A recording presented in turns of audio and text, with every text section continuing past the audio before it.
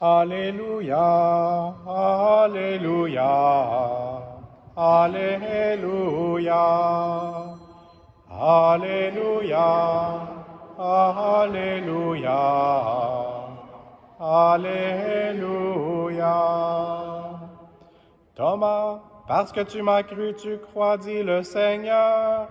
Heureux ceux qui croient sans avoir vu.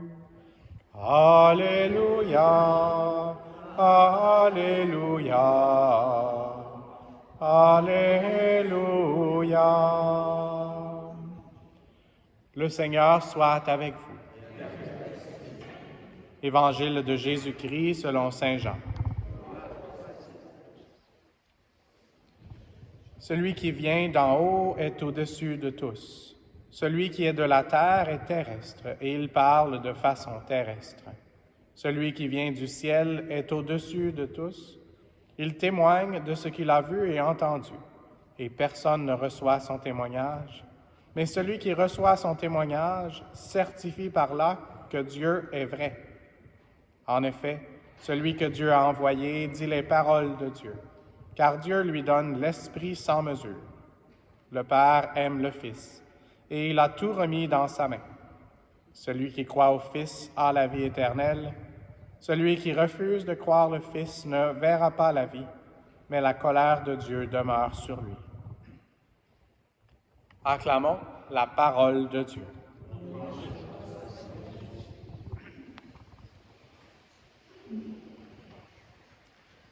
Dans notre évangile, on continue cette conversation de Jésus avec Nicodème pendant la nuit. Et puis, je vais faire écho à une des dernières paroles qu'on a entendues dans notre première lecture aujourd'hui, encore des Actes des Apôtres. C'est souvent les lectures pour ce début de la fête de la Pâque qui se continue encore pendant 50 jours, 8 jours d'octave, mais on est dans ce temps pascal. Et on écoute le témoignage de ceux qui ont été transformés. Et comme on l'a entendu dans une homélie en fin de semaine de quelqu'un que je nommerai pas son nom, mais qui est ici dans notre assemblée, notre témoignage est beaucoup par nos actions. Et donc, il faut demander au Seigneur de nous donner les paroles, mais aussi les actions pour que notre témoignage puisse avoir la puissance. Donc, les apôtres, et dans l'antienne de l'acclamation à l'Évangile, on a mentionné Thomas. Et donc, les 11 avaient vu, ou les 10 avaient vu le Seigneur quand Thomas n'était pas là. Et donc, leur mission était d'évangéliser, d'annoncer la bonne nouvelle à Thomas qui les connaissait et qui se connaissait bien. Mais ça n'a pas vraiment fonctionné. Donc, pour nous aussi, la mission, souvent, elle est difficile. Et c'est pour ça qu'il faut demander toute l'aide possible. Aujourd'hui, Saint Stanislas d'une façon spéciale, mais surtout de l'Esprit Saint, pour que l'Esprit Saint puisse nous donner le courage et la sagesse de pas seulement parler, mais aussi que nos actions puissent parler.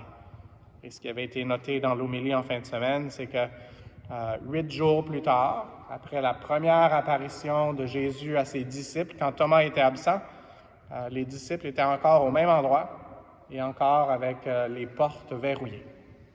Et donc, peut-être que nous aussi, on met comme des barrures, des cadenas dans certains des aspects de notre vie. Et le Seigneur veut dissoudre ces cadenas-là. Il veut nous aider à ce qu'on puisse être libre. Et celui qui nous rend libres, c'est le Seigneur, c'est l'Esprit de vérité, pour qu'on puisse vraiment être libre et annoncer cette liberté. Et encore une fois, pas seulement avec nos paroles, mais aussi avec nos actions. Donc, ce que j'ai trouvé très intéressant aujourd'hui, le plus intéressant pour moi, peut-être que c'est pour ma vie personnelle aussi, mais que je veux partager avec vous aujourd'hui, c'est quant à nous, nous sommes les témoins de tout cela avec l'Esprit Saint. Et donc, demandons cette grâce, prions pour qu'on puisse vraiment être ces témoins, avoir cette conversion, le pardon des péchés et croire de façon sans mesure. Donc, on a entendu ça. Car Dieu lui donne l'Esprit sans mesure. Il y a tellement de choses qui sont très réelles et en même temps qui sont intangibles qu'on ne peut pas mesurer. Et je pense que l'Esprit Saint, c'est pour ça qu'il y a plusieurs images de l'Esprit Saint, et l'eau et le feu, et le vent, et le silence, et un fort tremblement de terre, le bruit. Et donc, demandons au Seigneur de nous aider à être à l'écoute de l'Esprit Saint pour pouvoir le manifester. Et c'est l'Esprit Saint qui nous est donné sans mesure. Et Dieu merci parce qu'on en a vraiment besoin pour pouvoir proclamer que Jésus-Christ est le Seigneur, comme Thomas encore une fois l'a fait, mon Seigneur et mon Dieu.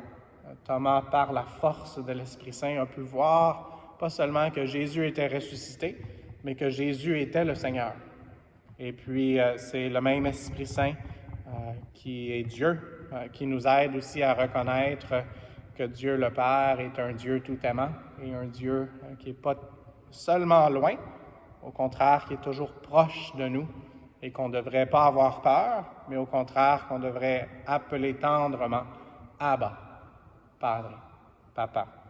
Alors, demandons cette grâce aujourd'hui d'une façon tout à fait spéciale avec la Sainte Vierge, une de mes œuvres d'art ici dans la cathédrale. Une de mes préférées, c'est la scène de la Pentecôte, où on voit la Sainte Vierge qui a les mains en prière, mais les mains ouvertes en même temps.